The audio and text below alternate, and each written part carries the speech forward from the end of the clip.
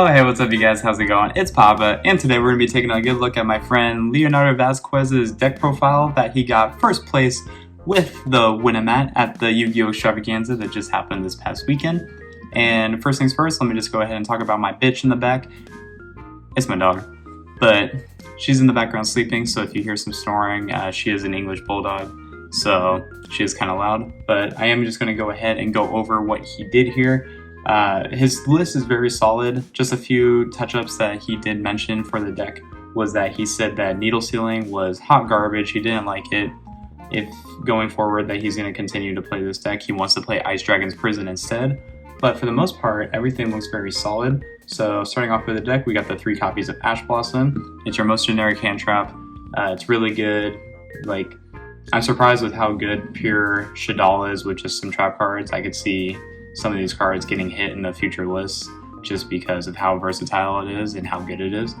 But 3 Ash Blossom, just because it's the most generic, hits everything in the format. 1 copy of Ecclesia. I've seen a lot of people do this too. I think you just don't want to brick with multiple copies, and it makes sense when you can just play the 3 Servant to complement it. But 1 Ecclesia. 1 Ariel. This against a Eldritch player is actually probably just game, so it makes complete sense why he's playing Ariel.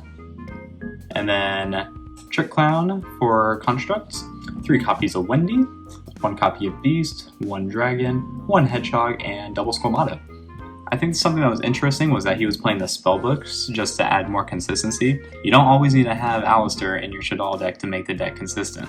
So, But 1 Prophecy is going to round up the monster lineup. It is just a pure 40 card control build, it looks like, so this list looks very, very clean and very solid.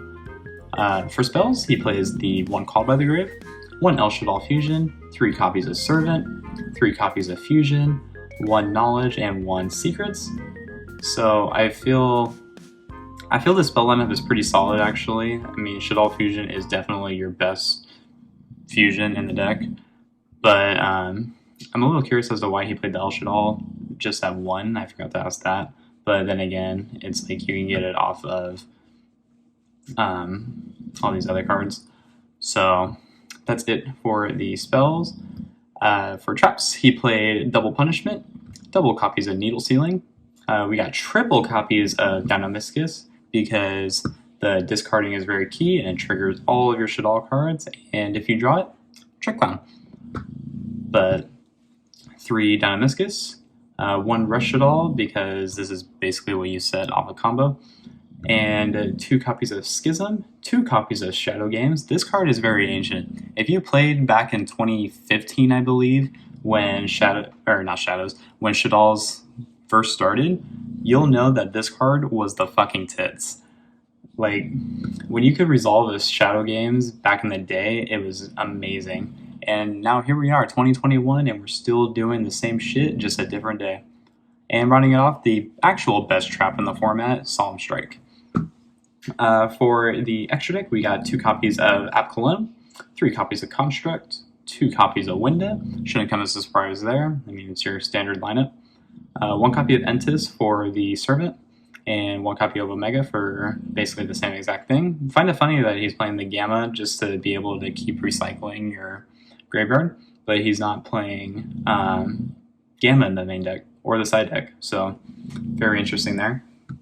We got the 1 Magistus, and then a Borosword Dragon, Gravity Controller, IP Masquerena, Nightmare Unicorn, and this card is amazing, Underworld Goddess of the Closed World. And for our side deck, he was playing 3 copies of Lancia, 3 copies of Nibiru, 2 copies of Cyclone, triple Dark Ruler No More, because I just don't think he had droplets. Otherwise, he probably would have played droplets. 1 copy of Feather Duster, and rounding it off with triple Solemn Judgment, most likely for when you're going first. But yeah, guys, that is it for his list. Again, he got first place at the Winamax, Leonardo Vasquez, and his list is very, very clean. Like, this reminds me of much simpler Yu-Gi-Oh, which I am a big fan of because I do like playing my rogue strategies, if you haven't seen from my channel. But yeah, this is really something that you should actually consider giving a try. Again, he did want to change out the Needle Ceilings for Ice Dragon Prison, so If you're a budget player, I'm sorry. But then again, if you're a budget player, how are you affording 3 copies of Servant? But yeah, guys, that's his list. And thank you for tuning in. Congrats again, Leo. Good job. And I will catch you all in my next video. Take care, everyone.